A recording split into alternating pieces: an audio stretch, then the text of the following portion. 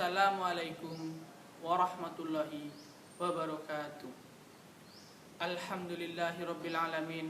Wassalatu wassalamu asrofil anbiya'il mursalin wa ala alihi wa sahbihi wasallam ajma'in. Amma ba'du.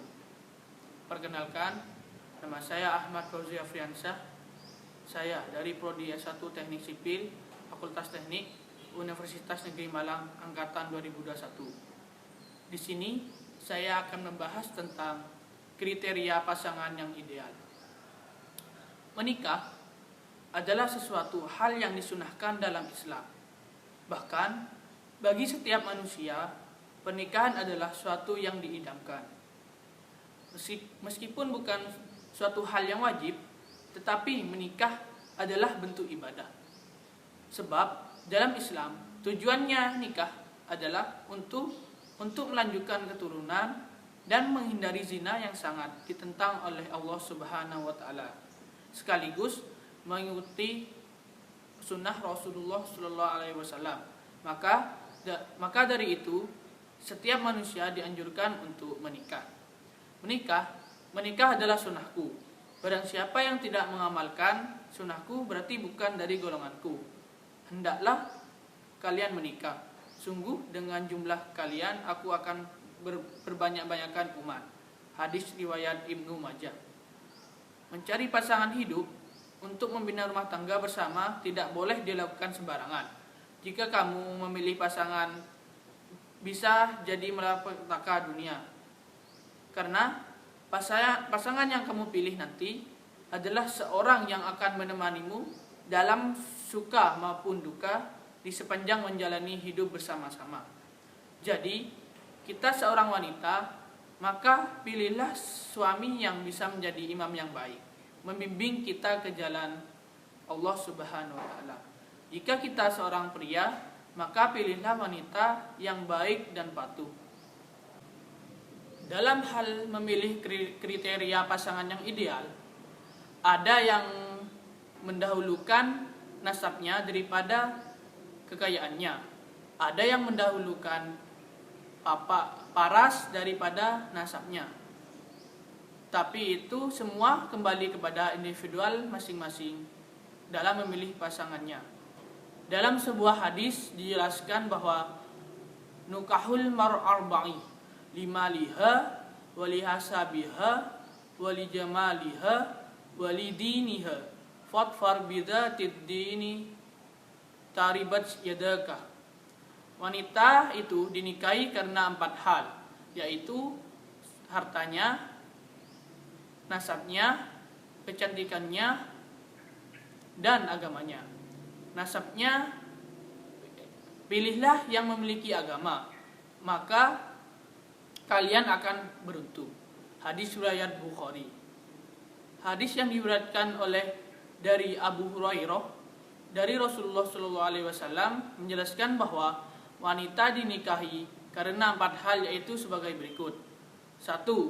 Hartanya. 5. Liha. Dalam hal ini bukan memilih seorang wanita atau laki-laki yang kaya raya tapi memiliki pasangan yang memang setara dalam segi hartanya, kedudukannya, sosialnya, karena tidak mungkin banyak pernikahan tidak langgeng karena perbedaan ini. Maka dalam hal ini lebih baiknya kita memilih pasangan yang lebih dari kita. Takutnya pernikahan yang seharusnya menjadi lebih baik tapi malah berantakan disebabkan karena hal ini. Yang kedua, nasab, gen atau keturunan. Waliha sabiha. Seorang wanita dan laki-laki, langkah pasangan yang kita pilih itu memiliki nasab yang baik.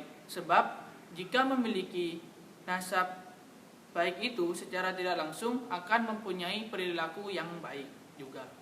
Maksud nasab di sini melihat keturunan seseorang dilihat dari keturunannya, sang ayah dan sang ibunya, kakek dan neneknya, bahkan sampai kepada buyutnya dan seterusnya. Yang ketiga, karena performanya atau fisik atau postur tubuh. Walijamaliha. Maksudnya memilih di sini seseorang wanita akan menyenangkan hati seseorang laki-laki saat dipandang dan menjaga pandangan sang suami kepada wanita lainnya. Begitu juga sebaliknya untuk seorang laki-laki. Dan yang keempat itu karena agamanya, walidiniha. Dari ketiga hal di atas, yang paling bagus adalah dan yang paling utama adalah memilih kriteria pasangan yang ideal itu dilihat dari agamanya, atau pilihlah pasangan karena agamanya. Sebab agama adalah hal yang paling utama dalam memilih pasangan hidup, karena agama akan menjadi petunjuk bagi setiap orang, karena isi dari agama itu adalah aturan yang dituangkan dalam Al-Quran dan hadis. Nabi Muhammad SAW mengajarkan fakhtar bidadidin taribat yada. Pilihlah orang yang memiliki agama, maka engkau akan beruntung. Jadi pertama-tama bukan soal muda atau tuanya, janda atau perawannya, itu bukan. Yang pertama itu adalah pilihlah orang yang memiliki agama. Apa itu agama?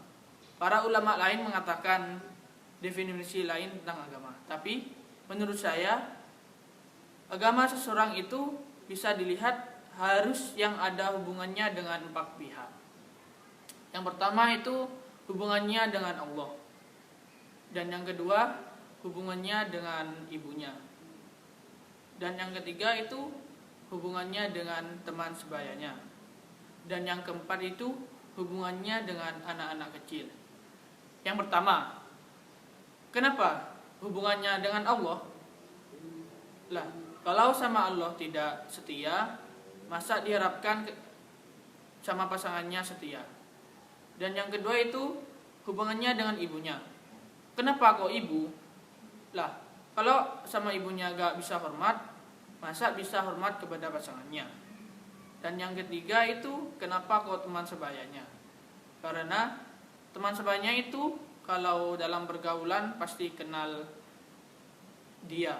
Coba dia ditanyakan ke teman-temannya, dia kalau berjanji ditepati atau enggak, kalau ngomong itu jujur apa enggak, dan kalau pernah menjadi sahabat pernah nikung apa belum, kalau punya utang dikembalikan atau tepat waktu atau enggak, kalau ditagih galak apa enggak, itu pasti tahu, teman-temannya pasti tahu. Dan itu sangat penting untuk diketahuinya. Dan yang keempat itu hubungannya sama anak kecil. Kenapa kok sama anak kecil? Karena kita bukan untuk mencari istri saja, tapi kita harus mencari ibu dari anak-anak kita. Maka kayak pengajar TPA, pengajar Iqra, pengajar mengaji, itu ibu-ibunya potensial. Lebih muda atau lebih tua atau perawan atau janda, itu hal itu sesuai selera masing-masing kan, boleh sesuai kriteria kita sendiri kan, mana saja. Nah, sekarang kenapa menikah? Karena agamanya itu ditaruh di terakhir, sedangkan kenapa kalau menikah karena hartanya, nasibnya, dan fisiknya itu diutamakan? Yaitu jawabannya yang paling tepat itu adalah Rasulullah SAW bersabda, kalau menikah karena agamanya, karena hartanya, fisik, dan keturunannya, itu menunjukkan ketiga hal itu cepat berubah atau tidak lama. Misalnya cantik dan ganteng itu pasti ada masa berubahnya. Sedangkan kalau menikah karena agamanya, itu ditaruh di terakhir, karena dari ketiga hal di atas itu tadi gampang berubah atau ada masanya. Sedangkan kalau menikah karena agamanya itu tidak gampang berubah. Contohnya itu seperti ada orang yang tidak ganteng dan tidak kaya, tapi akhlaknya itu bagus sekali. Berarti itu termasuk orang yang hebat. Cara mengetahui agar seseorang agama seseorang itu baik yaitu dengan cara melihat dari orang tuanya.